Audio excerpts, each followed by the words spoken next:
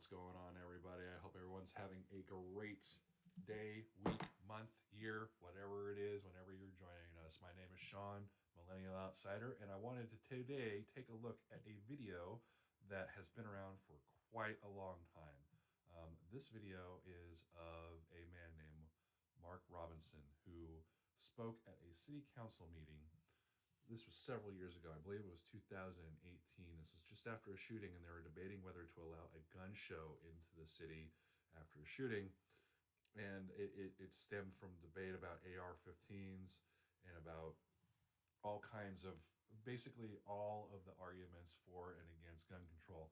And he spelled it out very perfectly. And the thing that I learned after this, that I learned just a couple days ago, is that after this, I mean, this video blew up. It was all over the country. He was on several different talk shows. He turned this into a political career. He is now the lieutenant governor of South Carolina. So he was able to use a platform and stick to his values, and he was able to actually go on to become the lieutenant governor of an entire state. So it just kind of goes to show you that, you know, when you're speaking up, when you are really convicted about your views, it can take you some places. But anyways, we're going to take a look at what Mark has to say, kind of break it down. I know a lot of people have probably already watched this video. It's an old video, like I said. It's from 2018. It blew up. It's probably the reason why he is lieutenant governor today. But it's still great to watch. So here we go. Mr. Robinson? Yes. I didn't have time to You have to give us your name. I'm sorry. My name is Mark Robinson. I live at 4015 Sassafras Court. That's right here in Greensboro. I've lived in Greensboro all my life. I didn't have time to write a fancy speech. I didn't have time to, I didn't have the resource of an English teacher to sit down and write a speech with at school today and be, brought over here or practice or anything. What I really came down here for was this. I've heard a whole lot of people in here talking tonight about this group and that group, and domestic violence and blacks, these minorities and that minority. What I want to know is, when are you all going to start standing up for the majority? And here's who the majority is. I'm the majority. I'm a law-abiding citizen who's never shot anybody, never committed a serious crime, never committed a felony. So I mean, that's debate number one, is that we are looking at. I mean, if you take a look at how many firearms are actually in the United States, whether they are 15s, whether they're pistols, whether they're shotguns, and there are more guns in the United States than there are people. Now, you take a look at the proportion of how many of those guns are used in crimes, it's very, very, very low. Now, are there gun crimes? Yes. Most gun crimes are committed by people who shouldn't even have a firearm in the first place from these laws that have been already made. Criminal background, domestic violence, anything like that.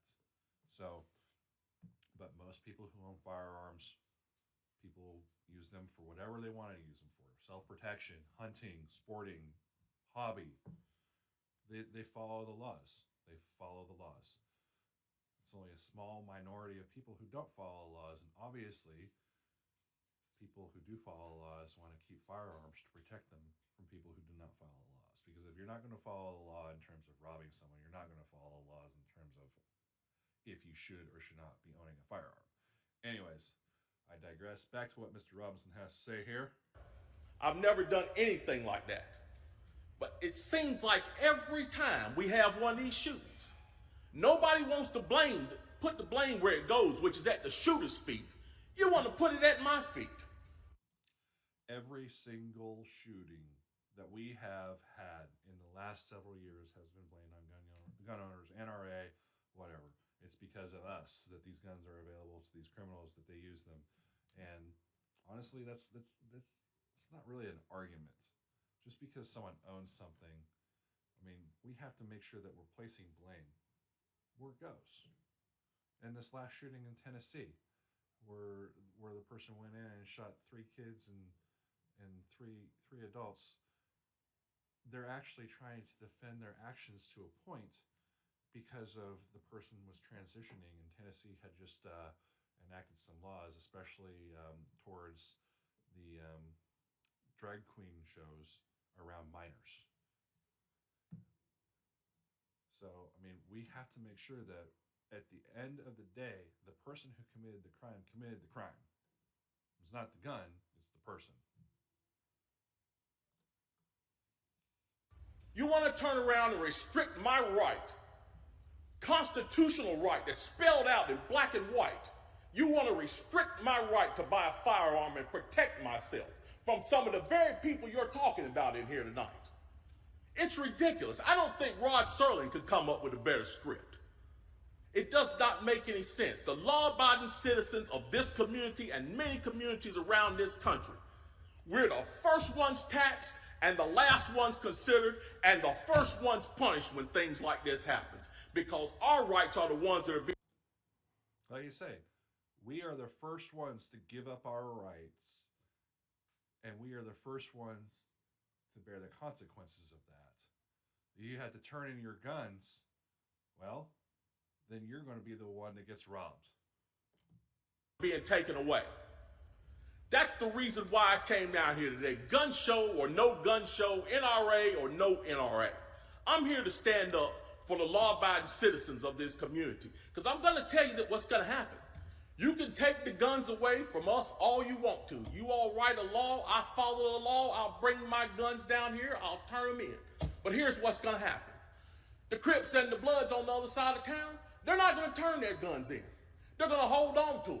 And what's going to happen when you have to send the police down there to go take them? The police can barely enforce the law as it is. It's what I see. We demonize the... So this was done way before like George Floyd and all the defund the police movement and everything. And that's just, it just brings the argument. Right now in a lot of major metropolitan cities, especially cities that are liberal run, they have defunded police in lieu of other services. So what they want to do is they want to make less police. They want to restrict your right to protect yourself and your family and your property. What do they think is going to happen? Do you think that everyone's just going to lay down their guns and sing kumbaya? No. You're still going to have criminals, and they're still going to get their hands on guns, and they're still going to use them to commit crimes. And what we're doing is we're just making law-abiding citizens like Mark, like myself, like all of you, potentially, hopefully all of you are law-abiding, but they're going to just make it harder for us to protect ourselves against the people that we're trying to protect ourselves from when we're trying to ban guns. So let us continue. The police criminalize and vilify the police, and we make the criminals into victims. And we're talking about restricting guns? How are you going to do that? How are you going to do that when the police department's already hamstrung? You're not going to be able to go down here and take these guns from these criminals. So the criminals are going to hold on to their guns. They're still going to have them. They're still going to break in my house, and they're still going to shoot me with them. And guess who's going to be the one that suffers? It's going to be me. Well, I'm here to tell you tonight, it is not going to happen without a fight. And when I say fight, I don't mean shots fired. I don't mean fist thrown.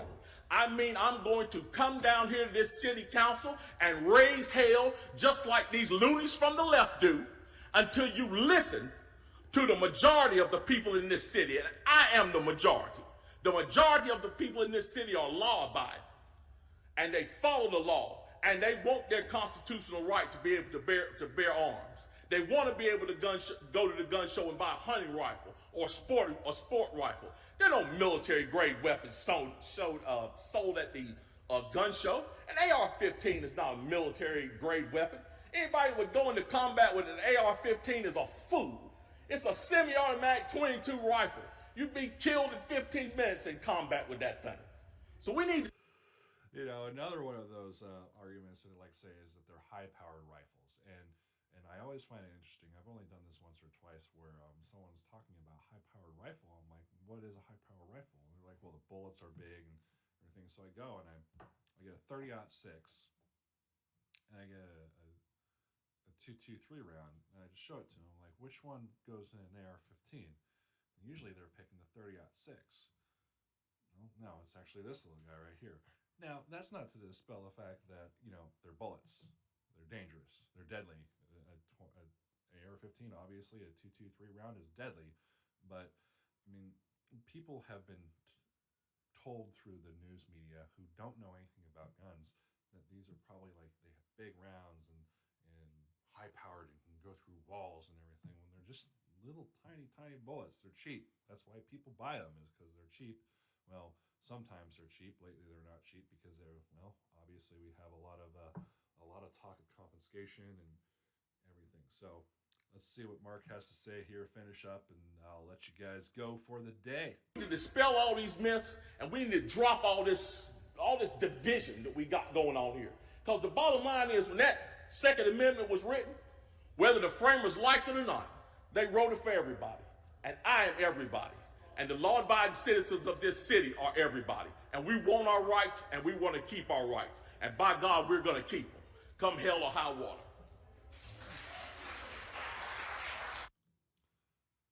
So as I was saying before, for those of you who haven't seen this, and I'm surprised that you haven't seen it, and I'm glad that if you haven't seen it, you see it now.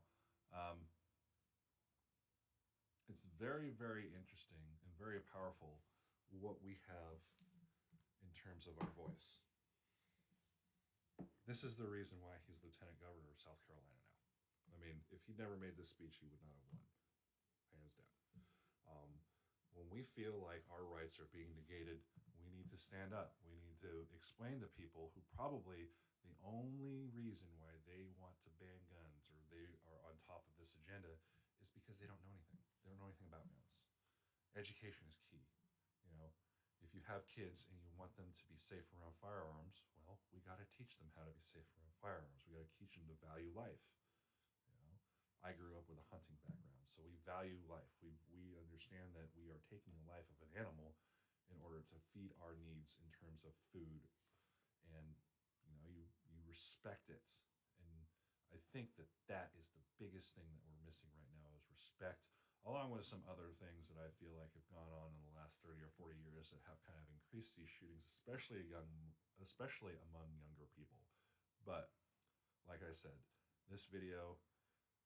You can show this video to anybody who's against guns and they'll at least understand, hey, there are reasons why people want to hold on to their guns. It's not just because we're crazy gun kooks.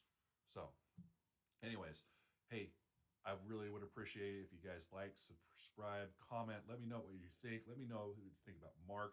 He's actually made the news lately in terms of some other comments that he's made. And, go look him up. Go support him if you're in South Carolina. Great dude. And I'll see you guys in the next video.